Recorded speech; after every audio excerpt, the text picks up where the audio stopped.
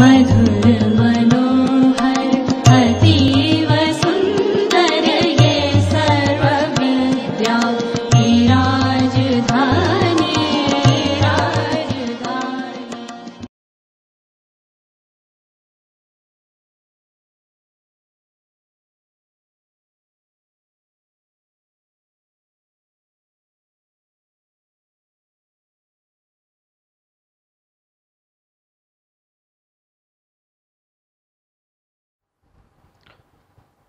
Well, my dear students, we are now going to start a very interesting chapter, a new chapter in the series of technology of metal forming, and today we would discuss a recent topic which has become very relevant today and important, is high velocity forming or high energy rate forming process. Okay. So, we would discuss the different aspects of high energy rate forming, different types of high energy rate forming, and the industrial scenario related to this topic. Before starting, as you are aware, the automobile industry and the parts that are going to be made or that are going to be formed, if it is of bigger size, if the size is very big, like a bowl, say bowl of diameter 2 meter, right, or bigger size, then how do you form? Because under those situations, the equipment, type of equipment required, it is not very common, especially you have to make, and the cost is very high. So, how to go for such situation economically? And you know, the aluminum forming is has been very popular because of its lightweight, and that is how it is very popular for the automobile industries, aluminum. Also because it has a very good high strength, and it can also be reinforced with polymers, the aluminum fibers and all those things, to have a composite materials which is very lighter. So, it has been found that aluminum has been found to be very suitable for such cases of high energy rate forming, especially also because of the properties of aluminum itself. You know, the aluminum has very high strength to weight ratio, it has a good corrosion resistance, like surface reacts with oxygen to form aluminum oxide, and it also protects against corrosion by oxygen, water and chemicals. The another thing which is important with aluminum is the electrical conduction, the heat conduction, concerning the heats up quickly and evenly, also cools quickly. So, this property, and the property another property which is light and heat reflection. So, because it reflects around 80% of the incoming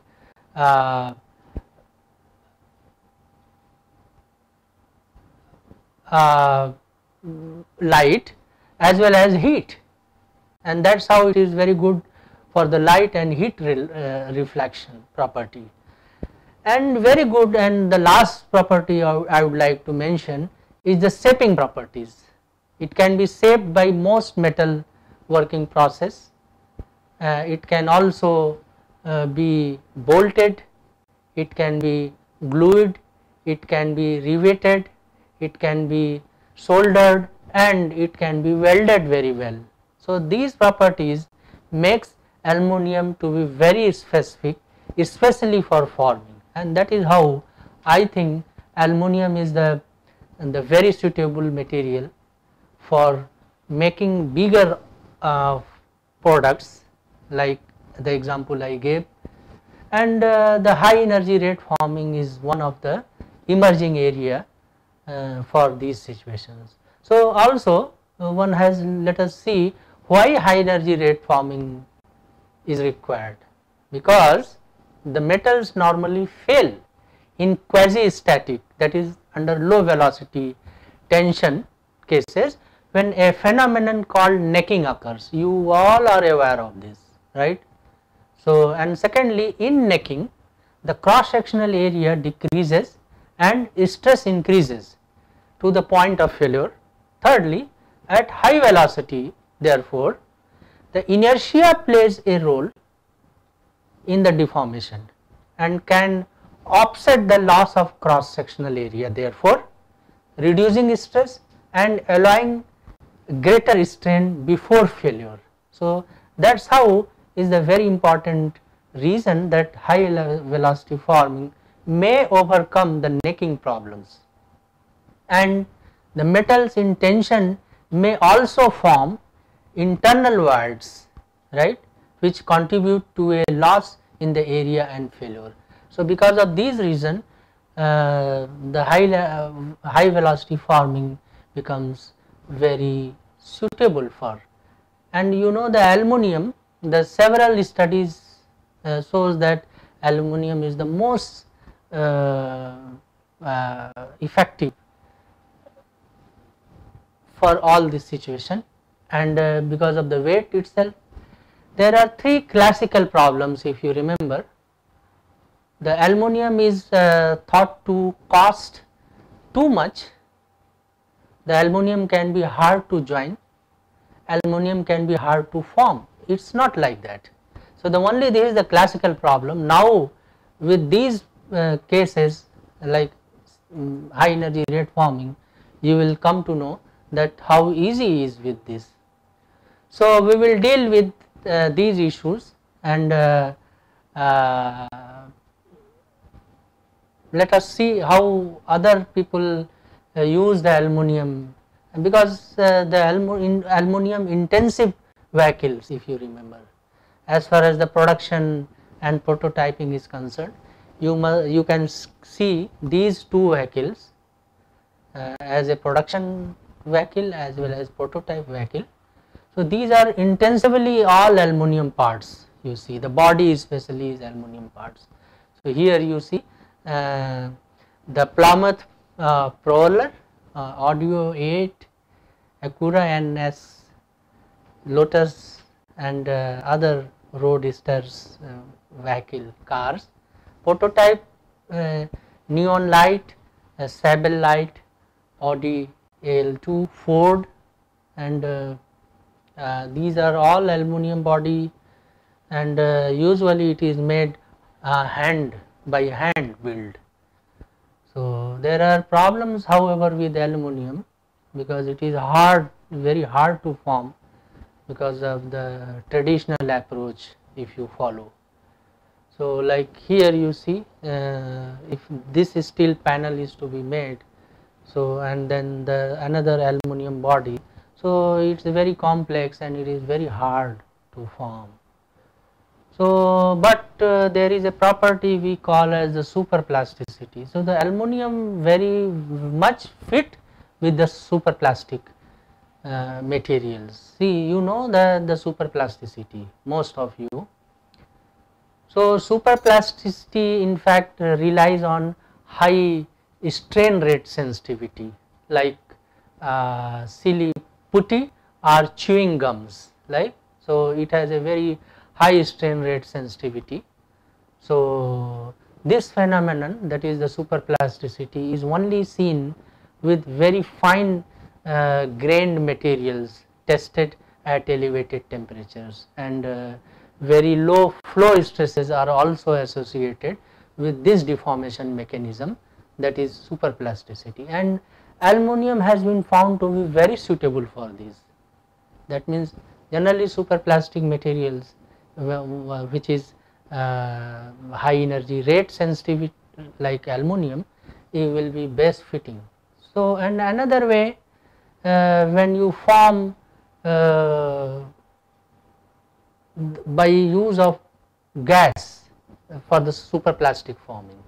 So, the gas pressure has been used for superplastic forming. You can see here there is almost no tooling, the simple tooling is very simple, and tooling cost is also very low for gas pressure superplastic forming. Like here you see, you have a closing and pressure, and then you provide a very high energy gas, and it will take the shape of all those. So that's the male forming, and then another is and then there is a female forming cases, male forming case, and then there is a combined case, and the third one is the female forming using gas pressure superplastic forming. So above cases, these parts can be formed very easily using gas forming, superplastic forming, because the tooling is easy, the cost is easy. That is another requirement. If you know the if you recall the Panos Roadster cars, so that uses superplastic aluminum for forming. In fact, in 1996 the Panos Roadster became the first American production aviation cars using superplastic forming for 14 body panels. So it utilizes 14 different body panels, and that has been, so you can see here the usual car which has been used for the car mentioned. The only problem with superplasticity is high cost, it has been found, because you require high energy apart from the toolings. So you have, so there is a need for the superplasticity, that especially processed material, that high temperature you require long cycle time for forming, and you also require the care in handling the parts.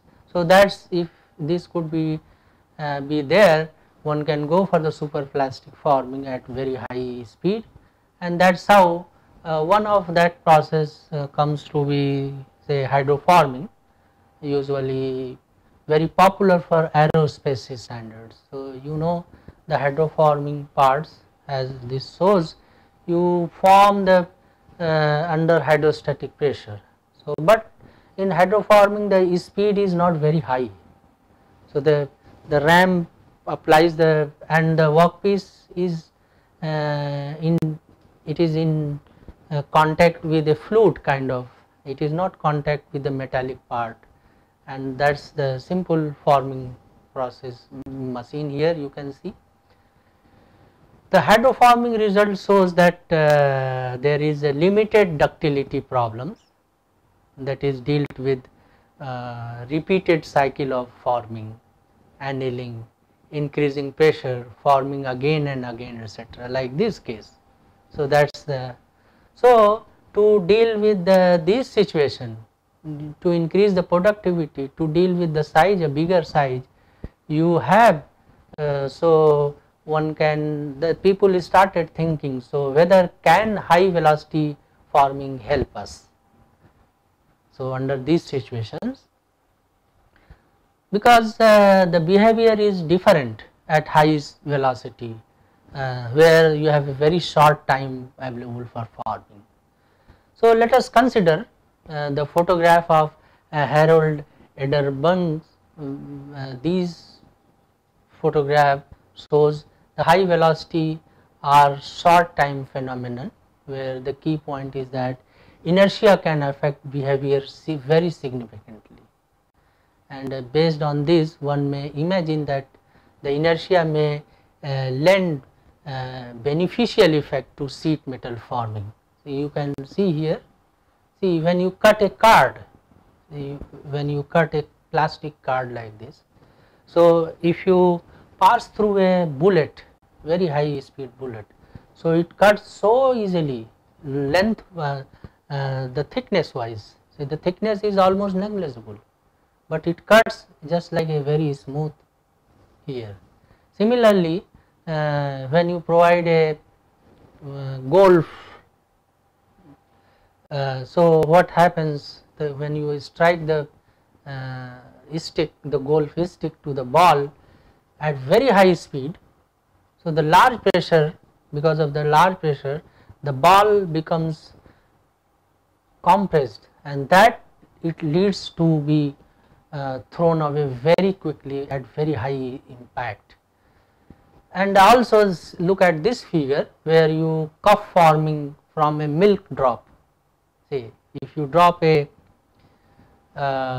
milk, like say in a milk, so how a cup shape is formed, one can see.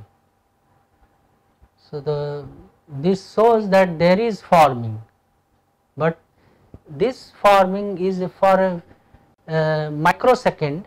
One may not see it that it has happened. So if a drop of milk is dropped inside the milk itself, so this kind of shape is generated. So can we freeze, can we take advantage of, and this is the what's the case of high velocity forming, very high velocity forming, but you have to freeze it somehow. So these natural phenomenon guide us whether it is possible to go for the high velocity forming. So there are different methods of high velocity forming we would look into. Over the years, in fact, particularly in 1960s, there has been a substantial amount of work on high energy metal forming, and prominent methods include your explosive forming, the high velocity forming, water hammer forming, explosive gas forming, electrohydraulic forming, and electromagnetic forming as well. So these the last two methods, that is electrohydraulic forming and electromagnetic forming, use capacitor bank discharge. So and this is more reproducible and more compatible with mass production than methods based on chemical explosion. So we would look into these two processes also especially, but these are the some of the methods by which one can produce the component using high velocity forming techniques.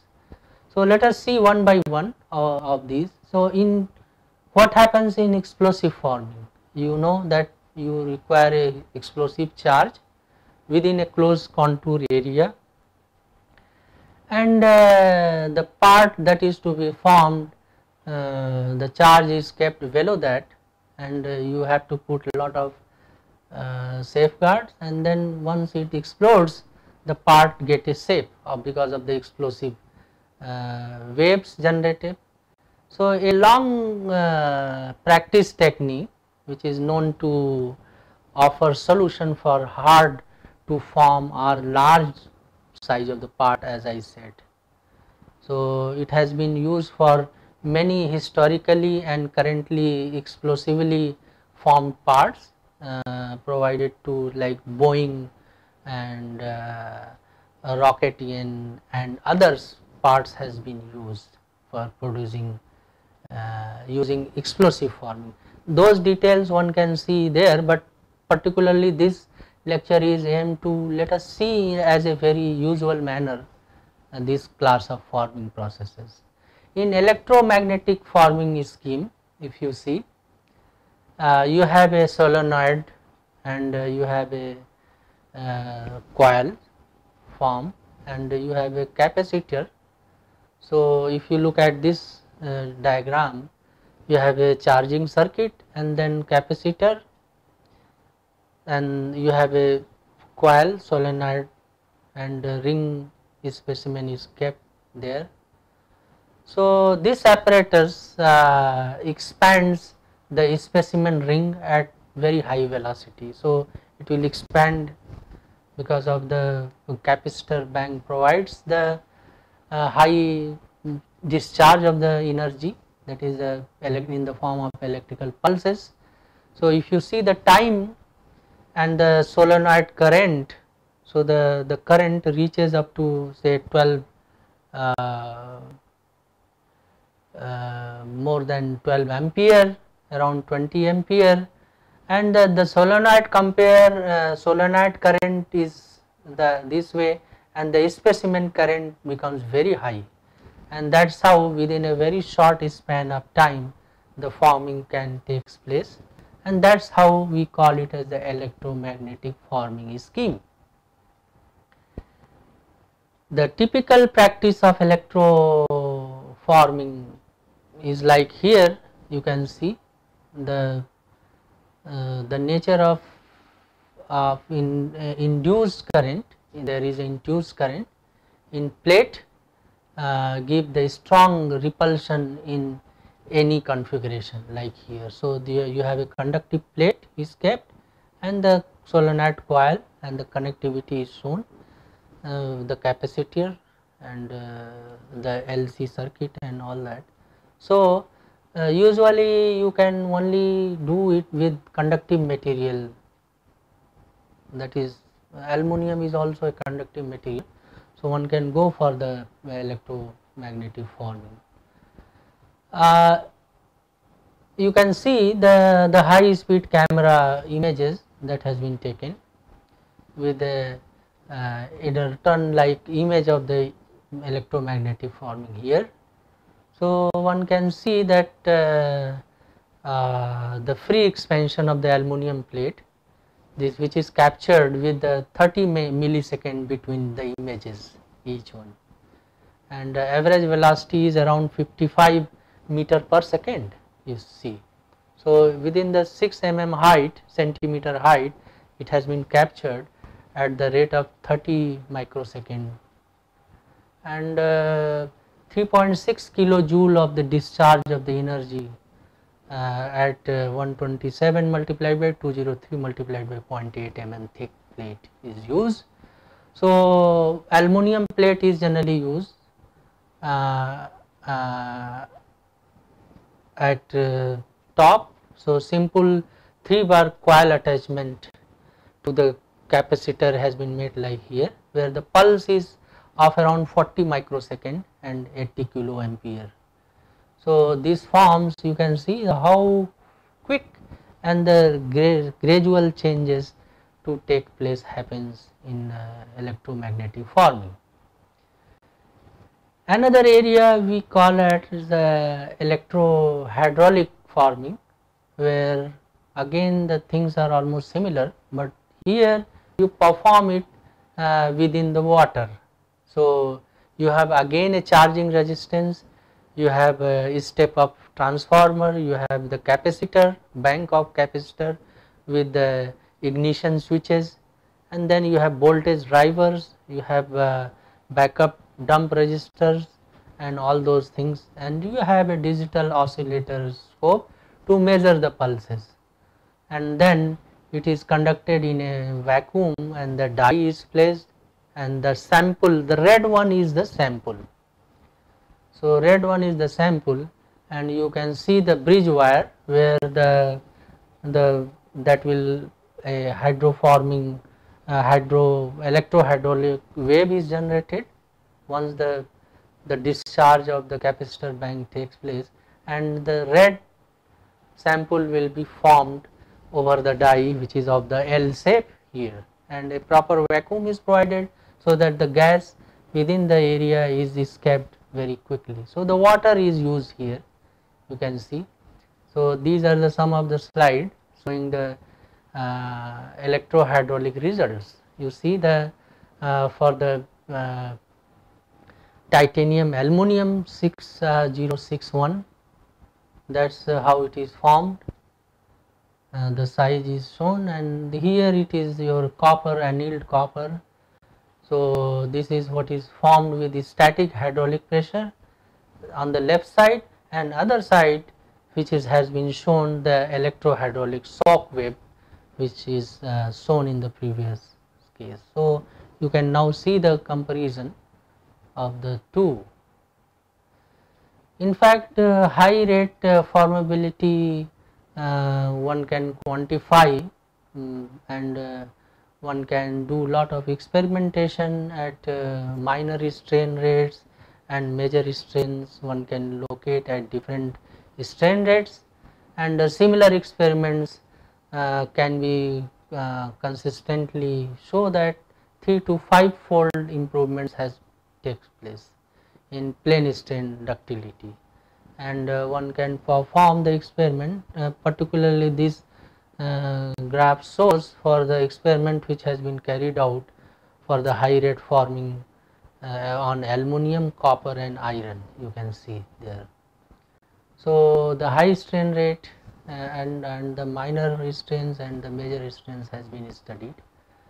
So, this shows the possible high energy rate FLD there and the limitation.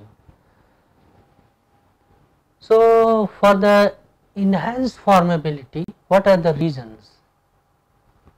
Looking into this discussion, what are the reasons for these enhanced formability? If it is asked, so the first reason is that the inertial stabilization of the growing necks. So, because of the inertia it gets stabilized. Second, the inertial ironing takes place, and third, which is very important, the sample size and the shape effects are almost minimized. So, because then that is how the bigger sample size can be formed.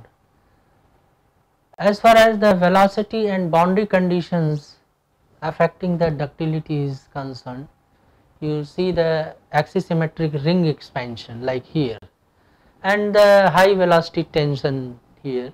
So, these two cases are considered. In both cases, ductility increased and corresponds with model here, like you see. So, those you can see the increase in the ductility, and so the boundary conditions are also important, like for the axisymmetric case and another this case. As I said, the inertial ironing is also very good in forming of these cases. Though the thickness comparison of the sheet adds its extension, which is similar to rolling like here. So, the traditionally what happens, you have tool, you have workpiece, and traditionally you remove the material like this and the mandrel on the side. In case of inertial ironing, the situation are slightly different. So, on the die side, and then the workpiece is here, and you form it with such a high velocity. So, that is the difference with the inertial. So, that the time span available for forming is very small, but here in the traditional forming the time span is large enough, and that is how like here the ring height plays a very important role in ductility. So, if you take this case where the ring height and orientation of the extension has been shown, like for titanium and copper ring studies. So, you have the maximum ductility without failure is plotted here. So, the height, if you see the aluminum and static ductility case, and the copper and static ductility such case. So, that is also plays and shows that you at high strain the ductility also changes, and the forming limits are velocity dependent, therefore, as I said, because of the ductility, decreased ductility as well as. So, the increased deformability with increased velocity we get.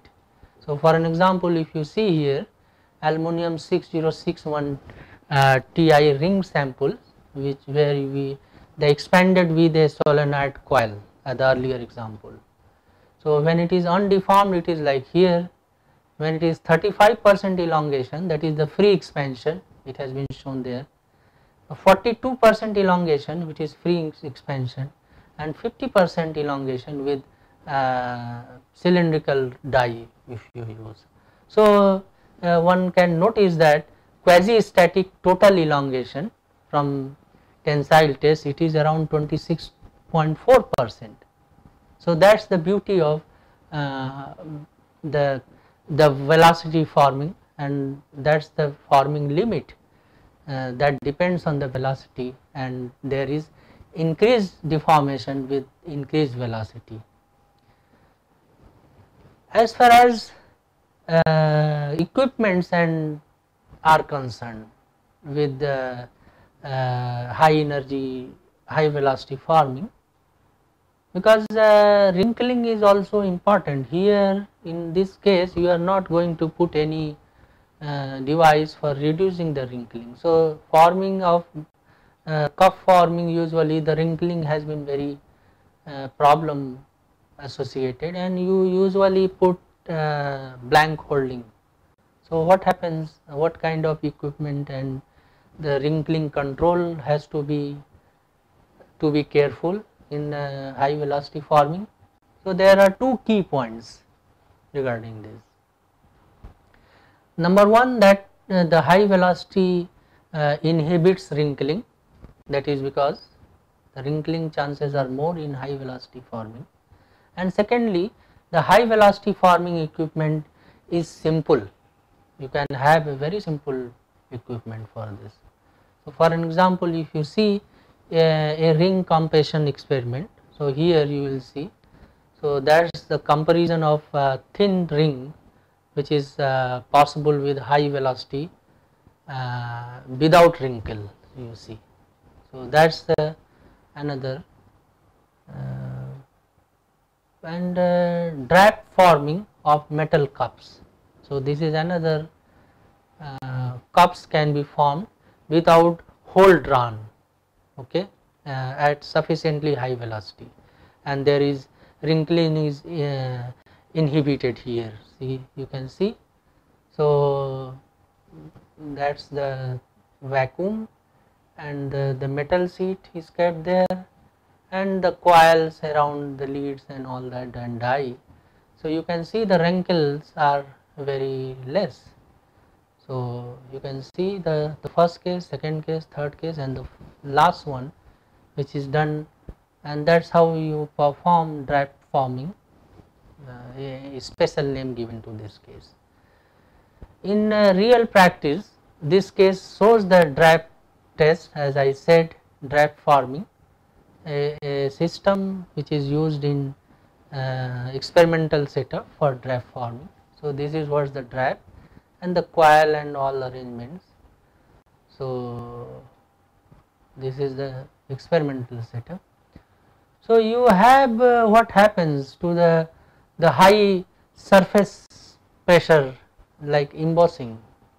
What happens, because the seat is thrown at a die with a polished face with sandpaper, if you look at usually, and reflective surface where the polished surface shrunk and matte where the sandpaper is stuck. So coining, if you take the coining like pressure, so what happens with the high surface pressure embossing? And because there is a little spring back also, as the cladding possibility is there. So if you see here the coil ring setup, where if you perform you get these results. So such a process is not possible with traditional forming. So if you do it at high forming, so but can be done with a simple setup with electromagnetic forming here.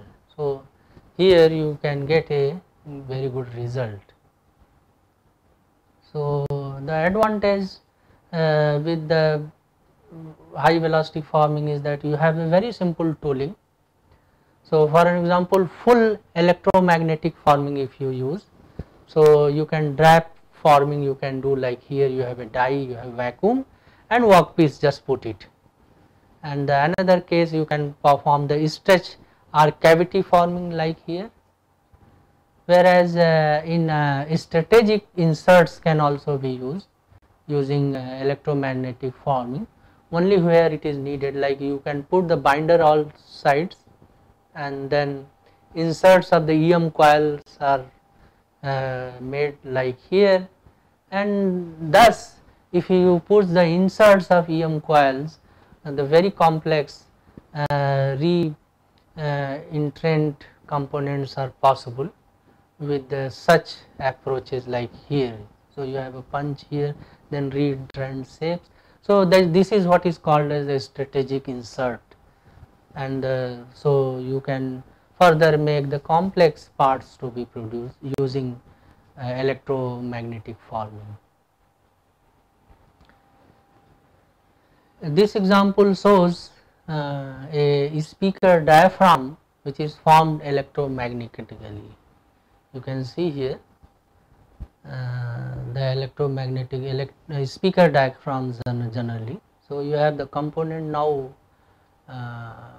with this aluminum or titanium with, so seeds are expanded into a die at very high velocity. So die area is evacuated, you can see there. So the advantage of electromagnetic forming is that the other technique cannot make parts, like the seed takes on exact configuration of the die because, and it has an improved formability, it has low scrap rate, and one sided dies are generally used, second die is not required here. So that is what is the very simple example where the speaker diagrams are formed electromagnetically. Another case where the process of the AWS process is shown here, that is the evacuated one, vacuum evacuated chamber is created, and you have the electromagnetic coils as shown there and capacitor bank, and so you get the finished component like here, the size. So that's another example. As far as the current issue is concerned in high velocity forming, the earlier discussion what we have made, that much potential, there are much potential for high velocity forming. There are certain difficulties however, and they are coupled with the, like the coil design is important, the strength must be high of the coil, and must launch component with good velocity profile, and as far as the analysis tools are needed also. So the coil design and stress analysis is required, sizing of the capacitor bank is also very important, and simulating operations before building tools is also important. So this is what is presently required. This is what is the case where the high speed photograph is available of electromagnetic forming, dome forming, you can see here. So this is what the details taken from N Takasui and M Koto, like this one. So the safe change of a EM dome has been shown here at 19 microsecond, 95 microsecond, 135 microsecond and 240 microsecond. So these experimental profiles of the disc during deformation has been shown here. So you can see the time and you can see the shape that is formed. So these are the shows that the things are done at very small time. One can simulate, say for an example, CALE simulation is available for axisymmetric case at 90 microseconds, and simulations at 300 microseconds are also there to the same example, and this guides a lot, and it helps this simulation, CALE simulation, to design the components of EM forming. So as far as the details, the formulations of explosive forming, EM forming and electroforming, these are available in usually standard books, especially Malik and Ghosh book and other books. So that I have escaped especially to show you the how the scope of high energy rate forming.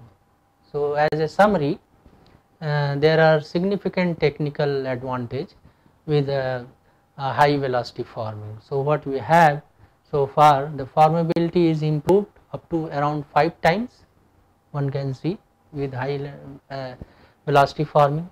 Wrinkling is inhibited, right? The impact pressure can be large, so the coining like operations with simple tools can be performed, and good dimensional tolerances can be achieved with high energy, with high velocity forming. Setup can be very simple and almost inexpensive, and the techniques are established, but it is not very common, it is uncommon. So development in several areas are still needed, and especially on the modeling side, the coil robustness side, formability rules, etc. So these are some of the things is required for further options, and there are huge area opened to try for the high velocity forming using these processes can also be combined with, say, like the hydromechanical forming, then the electro hydro forming and all those things, explosive as well as. So one can try doing those cases as well. So hopefully this lecture has been has given you enough information based on high velocity forming, and usually you go for the sheet metal, that is 2.5D components. It is easily, but the size may be very high. So I thank you all for keeping patience, and hopefully you will give your feedback for the future improvement. Thank you very much once again.